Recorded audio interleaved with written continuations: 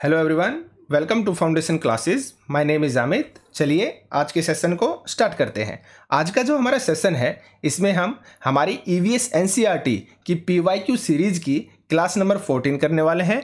13 classes हमारी complete हो चुकी हैं, आप प्लेलिस्ट में जाकर देख सकते हैं। और ये क्लासेस आपके लिए 100% हेल्पफुल रहेंगी, क्योंकि इसमें मैं आपको 2011 से लेकर 2023 तक आपके जितने भी सीटेट के एग्जाम हुए हैं उनके ओरिजिनल क्वेश्चंस लेकर आ रहा हूँ। ठीक है, तो आपको एग्जाम के अंदर 100% यही क्वेश्चन देखने को मिलने वाले हैं। ठीक है, तो इसलिए ये क्लासेस मोस्ट इंपॉर्टेंट हैं, इनको आप स्किप मत करना।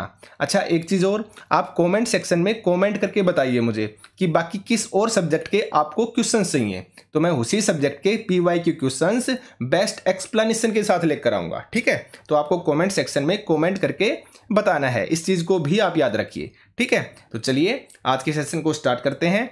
वीडियो को लाइक कीजिए, शेयर कीजिए और चैनल को 100% सब्सक्राइब कर लीजिए, क्योंकि आपका एग्जाम 20 अगस्त को है और मैं ज़्यादा से ज़्यादा जो पीवाईक्यू क्वेश्चंस हैं वो लेकर आने वाला हूँ। ठीक है, तो चलिए स्टार्ट करते हैं।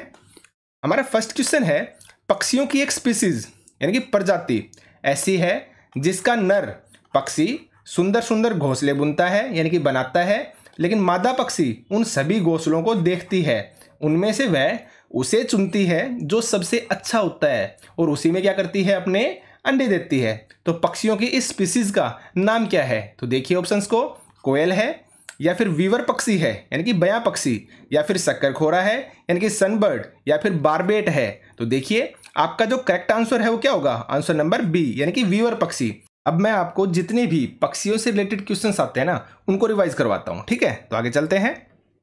कलचिड़ी, देखिए इंडियन रोबिन। ठीक है, अब ये क्या करता है, देखिए इंडियन रोबिन पक्षी का घोंसला घास से बना होता है, जिसके ऊपर पौधों की नाजुक टहनियां, जड़ें, ऊन, बाल और रुई आदि होती हैं, ताकि घोंसला क्या रहे, नरम रहे। और एक चीज और याद रखना आप, कलचिड़ी के बच्चे की चोंच अंदर से लाल होती है। आपको यही क्वेश्चन मिलने वाले हैं, एक्सप्लेनेशन के साथ मैं आपको बता रहा हूँ, ये आपको स्टेटमेंट के अंदर मिलेंगे ये क्वेश्चन। ठीक है, जैसे हमें हाथियों के क्वेश्चन पूछे जाते हैं, जैसे हमसे मधुमक्खी वाला चैप्टर के क्वेश्चन पूछे जाते हैं, तो इसी तरह से आपको स्टेटमेंट के रूप में ये क्वेश्चंस मिल सकते हैं। यहाँ पर आप कलचिड़ी का घोंसला देख सकते हैं, भाई कहाँ पर है, घास फूस है, यहाँ पर ऊन है, रुइया है, क्यों, क्योंकि ताकि घोंसला गर्म रह सके। ठीक है, आगे चलते हैं। कोयल बहुत मीठी गाती है, आपको अच्छे से पता है। कोयल कभी भी घोंसला नहीं बनाती। आपसे 100% ये क्वेश्चन पूछा जा सकता है, कौन सा पक्षी है जो अपना घोंसला नहीं बनाता है, तो कौन सा है, कोयल है। ठीक है, यह कोए के घोंसले में ही अंडे देती है, कौवा ही कोयल के अंडे को सेता है। ठीक है, आगे चलते हैं। कोए के घोंसले में लोहे के तार व लकड़ी की शाखाएं होती हैं, क्या होती हैं, लोहे के तार व लकड़ी की शाखाएं जैसी चीजें होती हैं। कौवा पेड़ की ऊंची डाल पर अपना घोंसला बनाता है और इसकी ऊंचाई यानी कि कोए की जो ऊंचाई है ना वो लगभग कितनी होती है, 17 इंच के आसपास होती है, ये भी आप याद रखना। ठीक है, आगे देखते हैं। फाख्ता, आप ये डायग्राम में देख सकते हैं, इसको बोलते हैं फाख्ता, एक तरह से कबूतर ही होता है ये। ठीक है, देखिए फाख्ता जिसको हम बोलते हैं स्पॉटेड डोव, कैक्टस के कांटों के बीच यह मेहंदी की मेड़ पर घोंसला बनाता है, ये आप याद रखना 100%। आपसे पूछा जा सकता है जो फाख्ता पक्षी है वो कहां पर अपना घोंसला बनाता है, कैक्टस के कांटों के बीच या मेहंदी की मेड़ पर क्या बनाता है, अपना घोंसला बनाता है। ठीक है, आगे देखिए। गोरैया, गोरैया का मतलब होता है चिड़िया, तो ये है आपकी चिड़िया जो नॉर्मल चिड़िया होती है ना वो। तो देखिए गोरैया कहीं भी घोंसला बना लेती है, जैसे अलमारी के ऊपर, आईने के पीछे, घर की दीवार के आले में। ठीक है, आपको पता है अच्छे से, आप अपने घर में देखते भी होंगे। ठीक है, आगे चलते हैं। कबूतर, कबूतर भी इसी तरह कहीं भी घोंसला बना लेता है, जैसे पुराने मकानों में और कहां पर, खंडरों में। ठीक है, आगे चलिए। दर्जन चिड़िया, देखिए मैंने इसको याद करने का तरीका बताया था, इसको इंग्लिश में क्या बोलते हैं, टेलर बर्ड। अब टेलर का काम क्या होता है, चीजों को सीना यानी कि कपड़ों को सीना, नए नए कपड़े बनाना। ठीक है, तो यह भी ऐसे ही करता है, क्या करता है, यह अपनी नुकीली चोंच से पत्तों को सील लेती है, क्या कर लेती है, सील लेती है। ठीक है, और उसके बीच में बनी थैली को अंडे देने के लिए तैयार करती है, यही होता है इसका घोंसला। ठीक है, ये होती है आपकी दर्जन चिड़िया। आप डायग्राम के अंदर देख सकते हैं, इसको क्या बोलते हैं, दर्जन चिड़िया, और ये क्या करती है, अपने घोंसले को सीती है। ठीक है, आगे चलते हैं। बसंत गोरी, बसंत गोरी को इंग्लिश में बोलते हैं बारबेट। आपको ये नाम भी याद रखने हैं, जो इंग्लिश के अंदर इनके नाम है ना, ये भी आपको याद रखने हैं, क्योंकि ऑप्शंस के अंदर वो जरूरी नहीं है बसंत गोरी लिखे, वहां पर वो बारबेट लिख देगा, ठीक है। और ये होती है आपकी बारबेट, आप डायग्राम के अंदर देख सकते हैं। तो ये क्या करती हैं, ये गर्मी के दिनों में टुक टुक करते रहते हैं। तो आपसे पूछा जा सकता है कौन सा पक्षी है जो गर्मी के दिनों में टुक टुक की आवाज करता है, तो वो कौन सा पक्षी है, आपका बारबेट यानी कि बसंत गोरी, ठीक है। आगे देखिए, ये पेड़ के तनों में गहरा छेद बनाकर उसमें अंडे रखते हैं। Most most most important question है ये पेड़ के तनों में गहरा छेद बनाकर उसमें अपने अंडे देते हैं, ठीक है। आगे चलते हैं, शक्करखोरा सनबर्ड, ये आप देख सकते हैं, ये क्या है आपका सनबर्ड है भाई, शक्करखोरा पक्षी है ये, ठीक है। देखिए, यह किसी छोटे पेड़ या झाड़ी की डाली पर अपना लटकता हुआ घोंसला बनाता है। आप समझ गए होंगे, नॉर्मल सी बात है, मोस्ट इंपोर्टेंट क्वेश्चन है। अब वह कौन सा पक्षी है जो छोटे पेड़ या झाड़ी की डाली पर अपना लटकता हुआ घोंसला बनाता है। लटकता हुआ घोंसला तो कौन बनाता है, शक्करखोरा यानी कि सनबर्ड, ठीक है। आगे देखिए, इनके घोंसले में बाल, बारीक घास, पतली टहनियां, सूखे पत्ते, रुई, पेड़ की छाल के टुकड़े और कपड़ों के चीथड़े होते हैं। इस चीज को आप 100% याद रखना, कपड़ों के चीथड़ों से रिलेटेड क्वेश्चन हमारे पास आ चुका है ये क्वेश्चन, ठीक है। जो हमने प्रीवियस ईयर क्वेश्चंस करवाए हैं ना, जो बाकी सेट हैं, उनके अंदर ये क्वेश्चन एज इट इज पूछा गया है। कपड़ों के चीथड़ों से कौन सा पक्षी अपना घोंसला बनाता है, तो कौन सा, सनबर्ड यानी कि शक्करखोरा। आगे चलते हैं, वीवर पक्षी, इससे रिलेटेड तो अभी हम क्वेश्चन कर ही रहे थे। अब जो वीवर बर्ड होता है ना, ये कैसे बनाता है, देखिए, सभी नर वीवर पक्षी अपने अपने घोंसले बनाते हैं। मादा वीवर पक्षी इन सभी घोंसलों को देखती है और जो सबसे अच्छा होता है ना, उसमें ही वह अंडे देती है। इसलिए मुझे पता है अब क्वेश्चन यहीं से रिपीट होने हैं। और मैं एनसीईआरटी जब मैंने आपको थ्योरी क्लासेस करवाई थी, तो मैंने एक भी चीज़ को स्किप नहीं किया है। आप प्लेलिस्ट में जाकर उन थ्योरी क्लासेस को देख सकते हैं। लगभग 10 आपकी थ्योरी की क्लासेस हैं, मोस्ट मोस्ट मोस्ट इंपॉर्टेंट हैं। 100% आप 30 में से 30 नंबर लेंगे, ये मेरा प्रॉमिस है आपसे, अगर आप इन वीडियो को अच्छे से देखते हैं तो, ठीक है। आगे चलते हैं, नीचे दिए गए जीव क्रमशः जंतुओं के किस वर्ग के अंतर्गत आते हैं, छिपकली, चमगादड़, कलचिड़ी यानी कि इंडियन रोबिन, या फिर बिच्छू। तो देखिए ऑप्शंस को आप, सरीसृप, पक्षी, स्तनधारी या फिर कीट। तो देखिए, आपको सीरियल वाइज देखना है, क्रम के बाद में बोल रहा है क्रम से, तो यानी आपको बताना है जो छिपकली है ना, वो किस वर्ग के अंदर आती है। तो आपको पता होगा भाई, छिपकली या सांप किसके अंदर आते हैं, आपके सरीसृप में आते हैं। किसमें आते हैं, सरीसृप के अंदर। तो छिपकली किस में आ गई, आपकी सरीसृप में आ गई। चमगादड़ आपको अच्छे से पता है क्या होता है, स्तनधारी होता है। क्या होता है, स्तनधारी। उसके बाद हम कलचड़ी, इंडियन रोबिन हम अभी पढ़ कर आए हैं, क्या होता है, पक्षी होता है। और उसके बाद बिच्छू, बिच्छू क्या होता है हमारा, कीट होता है। तो हमारा क्रम क्या बन गया भाई, सरीसृप, उसके बाद स्तनधारी, फिर पक्षी और फिर कीट। देखिए कहां पर है, ऑप्शन नंबर डी, सरीसृप, स्तनधारी, पक्षी और कीट, ठीक है। आगे चलते हैं, नीचे दिए गए जानवरों पर विचार कीजिए। तो देखिए, सांप, कछुआ, मेंढक, घड़ियाल यानी कि मगरमच्छ। तो देखिए, निम्न में से वह विशेषता चुनिए जो इन सभी जानवरों में पाई जाती है। तो देखते हैं हम ऑप्शंस को। इनका 3 कक्षीय हृदय होता है। तो आप देखिए, आपका जो सांप है ना, और जो कछुआ है और मेंढक, इन तीनों का है ना 3 कक्षीय होता है। लेकिन अगर आपका मगरमच्छ के बारे में पूछा जाए ना, तो ये होता है 4 कक्षीय। तो ये फर्स्ट ऑप्शन को आपका गलत हो गया, ठीक है। ये अंडे देते हैं, हाँ, ये सभी चीजें करते हैं भाई, सांप हो, कछुआ हो, मेंढक हो या फिर घड़ियाल यानी कि मगरमच्छ हो, ये सभी क्या देते हैं, अंडे देते हैं। ये चीज आपकी सही है।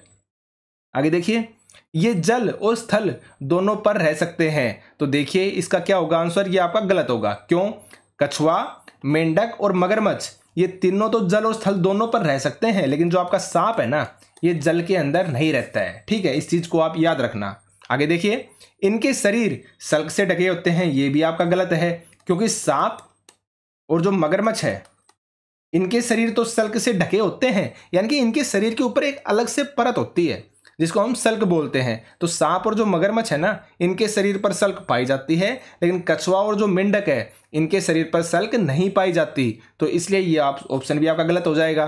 तो करेक्ट आंसर क्या होगा, आंसर नंबर बी, यानी कि ये चारों क्या देते हैं, अंडे देते हैं, ठीक है। आगे चलते हैं, पृथ्वी ग्लोब जैसी गोल है। नीचे दिए गए किस देश के व्यक्ति पृथ्वी पर हमारे सापेक्ष उल्टे खड़े हैं। देखिए ये क्वेश्चन हमारे पास पहले भी आ चुका है और मैंने थ्योरी क्लासेस में भी डायग्राम के साथ इस क्वेश्चन को डिटेल से करवाया था। तो देखिए यहाँ पर क्या कहना चाह रहा है, यहाँ पर बोल रहा है ये जो हमारी पृथ्वी है ना, ये कैसी है, गोल है। आपको अच्छे से पता है हमारे पृथ्वी के शेप के बारे में। और यहाँ पर आप ये मानिए यहाँ पर क्या है, इंडिया है, और यहाँ पर नीचे की साइड क्या है, अर्जेंटीना है। तो आपको देखने में क्या लग रहा है, अगर भाई इंडिया ऊपर है और अर्जेंटीना इसके जस्ट अपोजिट में कहाँ पर है, नीचे की तरफ है। लेकिन इसमें बताया गया है जो पृथ्वी है ना वो गोल है, कोई भी देश ऊपर नीचे या उल्टा और सीधा नहीं है। यहाँ पर जो भी देश है ना वो एक दूसरे के सापेक्ष है। तो अगर आपसे पूछा जाता है इंडिया किसके सापेक्ष है, तो इसका आंसर आपके पास क्या आएगा, तो आपका आंसर क्या आएगा, किसके साथ, अर्जेंटीना के साथ। तो यहां पर आपका करेक्ट आंसर क्या हो जाएगा, आंसर नंबर बी। ठीक है, आगे चलते हैं। नीचे दिए गए कथनों में से अल बरूनी जो एक विद्वान थे जिन्होंने हमारे देश का भ्रमण हजारों वर्ष पहले किया था के बारे में सही कथनों को चुनिए। देखिए थ्योरी क्लासेस में हम कर चुके हैं, मैं बता रहा हूँ एक भी क्वेश्चन बाहर से नहीं है और ये सारे आपके प्रीवियस ईयर क्वेश्चन ही हैं, आपके प्रैक्टिस सेट हैं। ये जो आपका एग्जाम हुआ था ये 8 जनवरी 2022 को हुआ था और ये सारे के सारे क्वेश्चन एज इट इज मैंने वहां से उठाए हैं और एक भी क्वेश्चन आपको एनसीईआरटी से बाहर नहीं मिलेगा। तो आप मेरी थ्योरी क्लासेस को देखिए और पीवाईक्यू क्वेश्चंस को कीजिए, आपको थ्योरी भी याद हो जाएगी और जो पीवाईक्यू क्वेश्चंस है ना वो भी सोल्व करने आ जाएंगे कि आपको किस तरह से करने हैं। ठीक है, तो देखिए वह एक यात्री थे जिन्होंने हमारे देश का भ्रमण किया और जो निरीक्षण किया उसके बारे में लिखा है। ठीक है, तो ये बात आपकी सही है। आगे देखिए, वह अफगानिस्तान से आए थे, ये आपका गलत है, वो उज्बेकिस्तान से आए थे। ठीक है, तो ये ऑप्शन आपका गलत हो गया। आगे देखिए, उन्होंने उन चीजों के बारे में लिखा जो उन्हें अपने देश से भिन्न लगी, ये भी आपका करेक्ट है। अगर जब वो हमारे देश में आए थे ना तो जो चीजें उनके देश में नहीं थी ना, जो उनको यहाँ पर नई लगी, उन नई चीजों के बारे में उन्होंने अपनी बुक के अंदर लिखा है। आगे चलते हैं। उनकी पुस्तक से हम अपने देश के भूतकाल और सांस्कृतिक विरासत के बारे में बहुत कुछ जानकारी प्राप्त कर सकते हैं, ये भी क्या है, आपका सही है। ठीक है, आगे देखते हैं।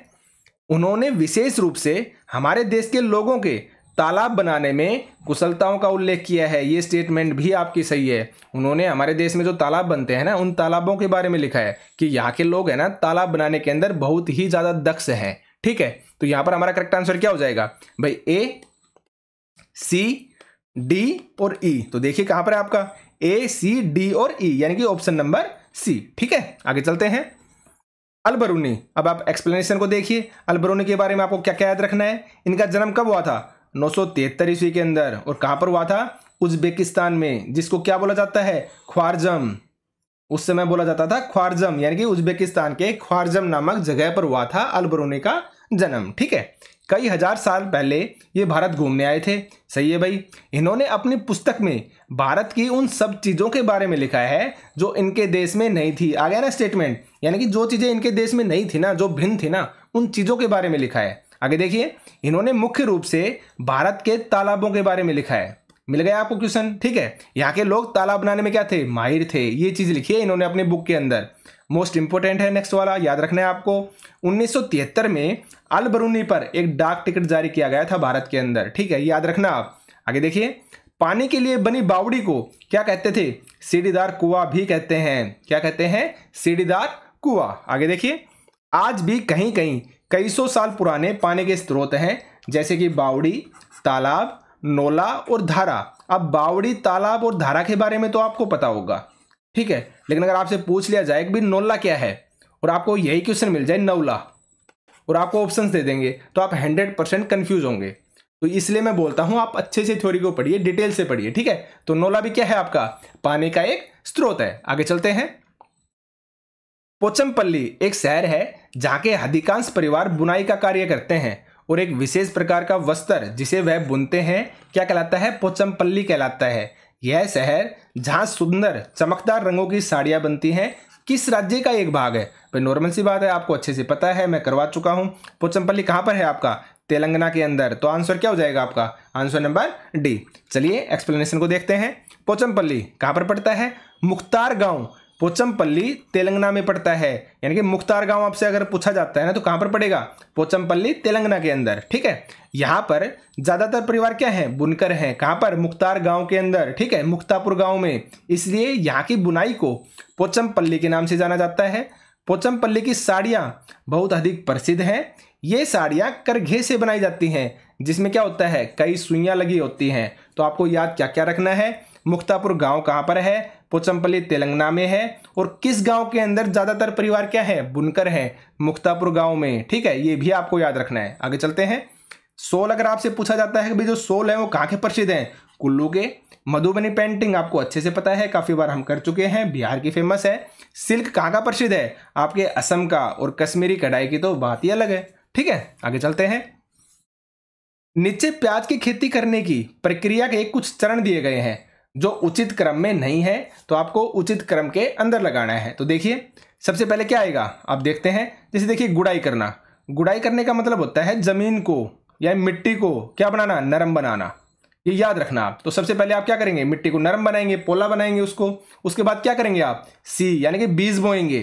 ठीक है, उसके बाद क्या करेंगे भाई, बीज उगेंगे तो साथ में कुछ अनवांटेड पौधे यानी कि खरपतवार भी उड़ेंगे, तो उन खरपतवार को क्या करेंगे आप, हटाएंगे, यानी कि ए आएगा। उसके बाद क्या होगा, प्याज को आप उखाड़ेंगे, प्याज बनने के बाद प्याज को उखाड़ेंगे, और उसके बाद प्याज के ऊपर की सूखी पत्तियों को हटाना, यानी कि डी आएगा। और ये क्वेश्चन हमारे पास पहले भी आ चुका है और थ्योरी में भी मैंने आपको करवाया था। ठीक है, तो करेक्ट आंसर क्या होगा आपका, BCAED। तो कहां पर है, देखिए आंसर नंबर डी, BCAED। आगे चलते हैं। किसी पुस्तक में गोलकुंडा किले को मानचित्र दिया गया है। इस मानचित्र की तली में पैमाना दिया गया है कि जिस पर लिखा है 1 सेंटीमीटर इक्वल टू 110 मीटर। मानचित्र पर इब्राहिम बुर्ज और मासा बुर्ज के बीच की दूरी मापी गई, जो कितनी आती है, 13.3 सेंटीमीटर। तो इन दोनों बुर्जों के बीच की वास्तविक दूरी क्या होगी, और किसके अंदर बतानी है हमें, किलोमीटर के अंदर। पहले भी आ चुका है क्वेश्चन, अब फिर से आ गया, आपको 100% ये क्वेश्चन मिलने वाला है। तो कैसे करेंगे, देखिए 1 सेंटीमीटर कितना किसके इक्वल होता है, 110 मीटर के। आपको अच्छे से पता है, यहाँ पर गिवन है, हमें निकालना क्या है, 13.3 सेंटीमीटर किसके इक्वल होगा। तो देखिए 13.3 सेंटीमीटर इक्वल टू क्या हो जाएगा आपके पास, 110 मल्टीप्लाई में 13.3। अब आप मल्टीप्लाई कर दीजिए भाई, 11 से कीजिए, 11 तिया 33, 3 11 तिया 33 और 3 36, फिर 3 11 कम 11 और 3 14, और एक ये जीरो है, ये भी आपका लग जाएगा, लेकिन एक के बाद आपका पॉइंट था इसलिए जीरो कैंसिल।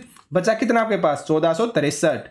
लेकिन हमें निकालना किस में है, किलोमीटर में। ये आपका मीटर में था, तो किलोमीटर में निकालेंगे तो क्या करेंगे, एक के बाद दशमलव लग जाएगा, यानी कि 1.463। ठीक है, आ गया आपका। लेकिन देखिए यहां पर आप ऑप्शन को जब चूज करेंगे ना, तो आपको एक चीज को ध्यान रखना है, यहां पे अप्रोक्सीमेट पूछा है, लगभग। जब मैं बोल रहा हूं क्वेश्चन को अच्छे से पढ़िए, यहां पर लगभग पूछा है, तो आप कंफ्यूज होंगे 1.5 में और 1.4 में। तो जब हम अप्रोक्सीमेशन का रूल लगाते हैं ना, तो देखिए 1.463, जब हम अप्रोक्सीमेशन का रूल लगाएंगे ना, तो हमारा इसका करेक्ट आंसर क्या आएगा, 1.5 किलोमीटर आएगा। क्यों, क्योंकि हमारा ये 450 से ज़्यादा है, तो 450 से ज़्यादा होने की तरह से हम 500 की तरफ जाएंगे, ना कि 400 की तरफ। आपको अप्रोक्सीमेशन का रूल पता होगा। ठीक है, तो यहां पर हमारा करेक्ट आंसर क्या हो जाएगा, 1.5 किलोमीटर। आगे चलते हैं। यदि आप अहमदाबाद गुजरात में हैं और भारत के मानचित्र पर अहमदाबाद और दिल्ली के बीच कोई सरल रेखा खींचते हैं, तब अहमदाबाद से दिल्ली की दिशा क्या होगी। देखिए अब की बार मैंने क्वेश्चन को बिना मैप के दिया है, तो आपको अच्छे से माइंड में सेट होना चाहिए इंडिया का मैप, और कहाँ पर तो अहमदाबाद है और कहाँ पर आपकी दिल्ली पड़ती है। तो देखिए नॉर्मल सी बात है, अगर आपको याद होगा ना, तो आप ये मानिए यहाँ पर आपका ये गुजरात है, और गुजरात के अंदर यहाँ पर क्या है आपका अहमदाबाद है, और ऊपर की साइड जब आप जाएंगे ना, तो यहाँ पे क्या पड़ती है आपकी, दिल्ली पड़ती है। तो क्या पूछा है, अहमदाबाद से दिल्ली की दिशा क्या होगी। तो मैंने बताया ना, जिसके सापेक्ष पूछा जाए या जहां से पूछा जाए, वहां पर हम क्या करेंगे, डायग्राम को ड्रॉ कर लेंगे। तो यहाँ पर डायग्राम हो गया। अब बताइए ये दिशा कौन सी है आपकी, नॉर्मल सी बात है, ये पूर्व है, ये पश्चिम है, ये क्या है उत्तर, और ये क्या है दक्षिण। तो आंसर क्या हो जाएगा आपका, उत्तर पूर्व। देख ली कहां पर है, आंसर नंबर बी। मैंने इस क्वेश्चन को बिना मैप के करवाया है, ताकि आपके माइंड में मैप सेट है या नहीं है। मैं काफी बार बता चुका हूं, मैप को आप डेली एक बार प्रैक्टिस कीजिए, ताकि आपके माइंड में जो मैप है वो सेट हो जाए। ठीक है, आगे चलते हैं। कोई एक्सप्रेस रेलगाड़ी 144 किलोमीटर की दूरी 2 घंटे में तय करती है। इस ट्रेन की मीटर प्रति सेकंड में चाल बताइए।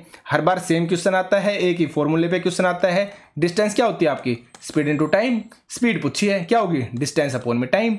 डिस्टेंस कितना गिवन है, 144 किलोमीटर, और आपके पास टाइम कितना है 2 घंटे, लेकिन हमें निकालना किसके अंदर है, मीटर पर सेकंड में। मैंने आपको बताया है जब भी किलोमीटर पर सेकंड को मीटर पर सेकंड में कन्वर्ट करेंगे तो 5/18 से क्या कर दीजिए आप, मल्टीप्लाई कर दीजिए। और अब इसको काट दीजिए आप, देखिए 9 से काटिए, 9 दूनी 18, 9 एकम 9, 9 छिंग 54, फिर से काट दीजिए, ये 2 और ये 2, 2 2 जा 4 और 4 4 जा 16 और 5 चौक 20, यानी कि 20 मीटर पर सेकेंड क्या हो जाएगा आपका आंसर। तो यहां पर क्या हो गया, आंसर नंबर बी। आगे चलते हैं।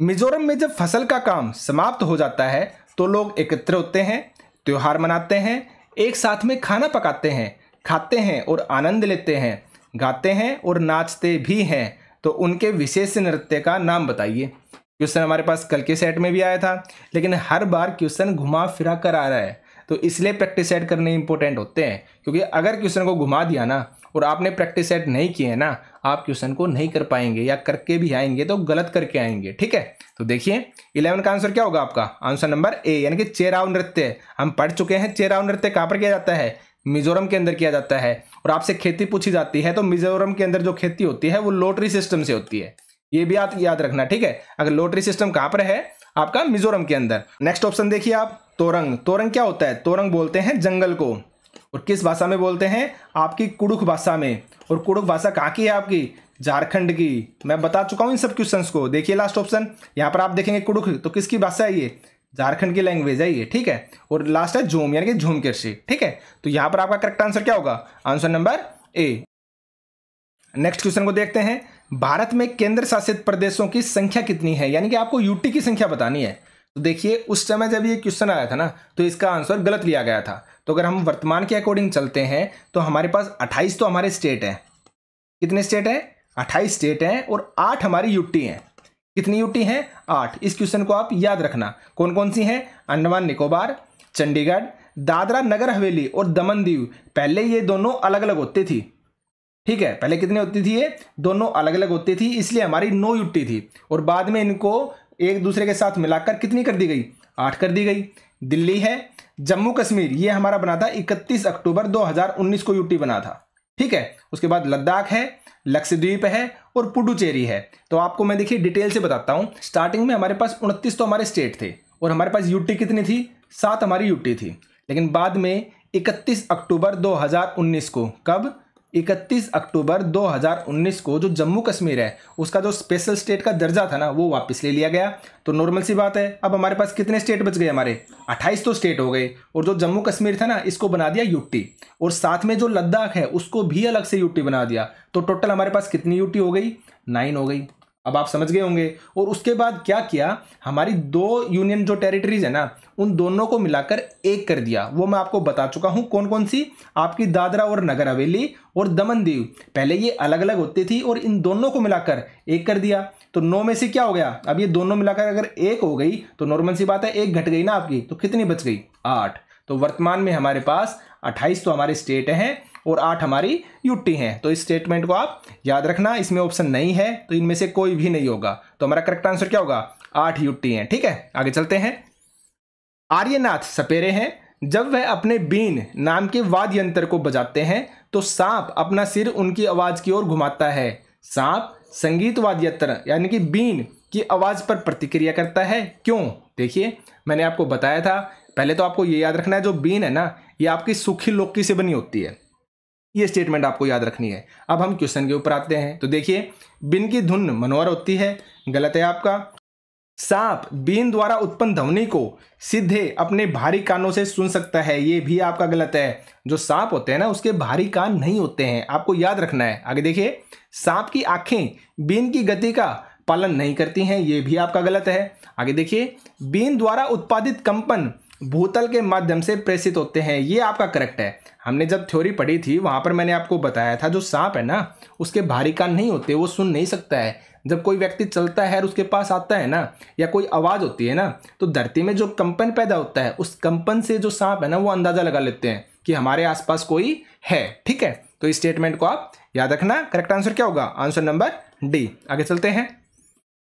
2 छात्राओं एक्स और वाई की क्लिनिकल पैथोलॉजी रिपोर्ट नीचे दिए अनुसार है। तो देखिए, एक्स की आयु 12 वर्ष है, महिला है, और इसमें हीमोग्लोबिन की जो मात्रा है ना 10.5 ग्राम पर डेसीलीटर। ठीक है, आगे देखिए वाई है, उसकी आयु कितनी है, 10 वर्ष है, ये भी एक महिला है, और इसके अंदर जो हीमोग्लोबिन की मात्रा है ना वो है 12.5 ग्राम पर डेसीलीटर।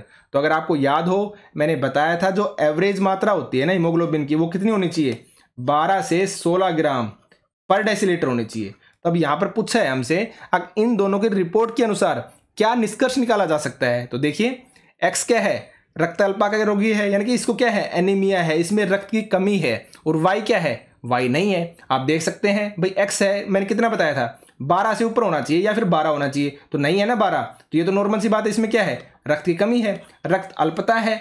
लेकिन जो वाई है ये क्या है, 12 से ज़्यादा है, तो ये आपका सही है। तो करेक्ट आंसर क्या हो जाएगा, एक्स के अंदर को रक्त की कमी है जबकि वाई के अंदर नहीं है, तो करेक्ट आंसर क्या होगा, आंसर नंबर ए। आगे चलते हैं। अब आप इस क्वेश्चन को देखिए, ये भी आपका बार बार आता है और मैंने घर के बारे में इतनी बार रिवाइज भी करवाया है, तो आराम से इस क्वेश्चन को कर लेंगे। तो देखिए सबसे पहले असम के बारे में आते हैं। मैंने आपको बताया जो असम है ना, असम में क्या होता है, मजबूत बांसों से बनी ढालू छतें, मैंने बताया था ना बांस से बने घर, और कितने 10 से 12 फुट ऊंचे या 3 से 3.5 मीटर ऊंचे, मैं करवा चुका हूं बार बार। तो असम का क्या होगा आपका 5 नंबर, यानी कि ए का तो 5 हो गया। अब आप ऑप्शंस को देखिए, सभी में एक का 5 ही है तो नहीं बता सकते। आगे देखिए बी में आते हैं हम लद्दाख के अंदर।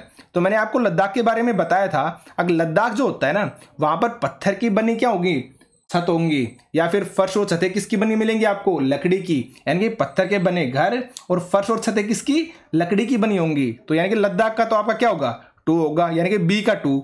अब आप देखते हैं तो ये या तो ये आंसर होगा या फिर ये आंसर होगा, क्योंकि दोनों में बी का 2 है, एक का 5 है। आगे देखिए अब सी के ऊपर चलते हैं। सी क्या है, मनाली हिमाचल प्रदेश। तो मैंने आपको बताया था जब भी मनाली हिमाचल प्रदेश का क्वेश्चन आएगा ना तो आप इस चीज को याद रखना, पत्थर प्लस में लकड़ी की बनी क्या होंगी, छतें होंगी। तो आप देखिए कहां पर है, यानी कि सी का क्या हो गया आपका 4 हो गया, पत्थर व लकड़ी की बनी तिरछी छतें, तो सी का 4। अब आप देख सकते हैं तो करेक्ट आंसर क्या हो जाएगा आपका, आंसर नंबर ए। और डी का क्या हो जाएगा 3, यानी कि राजस्थान। राजस्थान के बारे में आप आसानी से देख ही सकते हैं, मिट्टी के घर, कटीली झाड़ियों की बनी छतें। तो करेक्ट आंसर क्या होगा, आंसर नंबर ए। ठीक है, तो ये आपके 15 क्वेश्चन थे, मोस्ट इंपॉर्टेंट हैं। इन क्वेश्चन को आप स्किप मत करना।